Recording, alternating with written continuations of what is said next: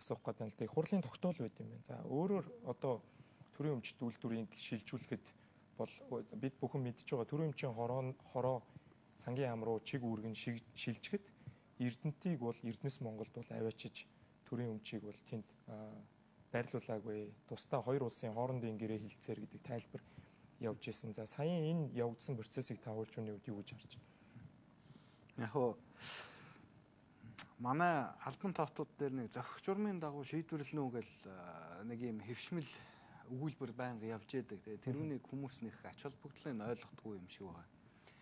Зохих журам гэж юу хэлдэг вэ? Тэр бол англиараа due process гэж хэлж байгаа юм. Тэр бол та яг ийм дарааллын дагуу хугацааг нь баримтлаад яг үзэх ёстой хүмүүс нь үзээд тэгэд ингээд энэ шийдвэр гарах тэр дарааллыг хэлж байгаа. Тэгэхээр энэ асуудал зохих ёсны дагуу зохих журмын дагуу шийдэгдсэн үү гэдгээр бол шууд үгүй гэж заавалчгүй энэ дээр нэг эрхцүүч байгаад ах шаардлага байхгүй. Ер нь бол шууд харагдаж байгаа.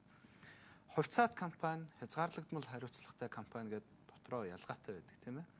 Энэ дээр бол хаалттай маягийн хувьцаат хязгаарлагдмал компани шүү дээ. Хэрвээ нэг этгээд нь өөрийнхөө хувьцааг зарах юм бол нөгөө хувьцаа эзэмшигчтэй тэргүүн ээлжинд санал болгоно гэдэг одоо тийм зохицуулалттай. Хэрвээ тэр этгээд худалдаж авахаас татгалзах юм бол тэрүүнийг өөр хүнд зарж болно гэдэг одоо зүгээр компани дээр ч байдаг шүү дээ. Тэгэхээр нөгөө этгээд нь зохих журмын дагуу шийдвэрээ гаргах ёстой. Бид нар энэ хувьцааг худалдаж авахаас татгалзаж гинэ гэдэг тэр шийдвэрийг гаргахын тулд 1 2 3 гэсэн одоо тийм дараалал байх ёстой. Тэр дараалал нь бол одоо яг яаж явсан надад бол жишээ нь харагдахгүй байна. Магадгүй тэр шийдвэр нь хаана ихтэй байдаг юм уу, тэр нууцын зэрэгэлтэй юм уу би мэдэхгүй байна.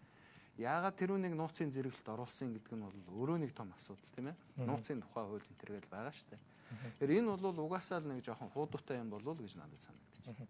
За уучлаарай. Тэгэхээр бид бас энэ асуудлыг яг ирсэн зочдоос илүү бас редакц тодруулсан байгаа. За ерөнхий сайд мэдээлэл хийж байхад сангийн яамны 2-3 газрын дарга энэ талаар ямар ч мэдээлэлгүй байсан гэдгээ бидэнд хэлсэн. За тэгэхээр энэ бол яг нууцын зэрэгтэй явсан байх магадлал өндөр байна гэдэг тийм дүгнэлтэнд эндээс хүрээд байна. За тэгэхээр эсрэг хугацааны сурчлагын дараа за бид Эрдэнэт үйлдвэр ба эрх мэдэл нэртэй энэ хөө шуурхай хилцүүлгээ үргэлжлүүлэх болно.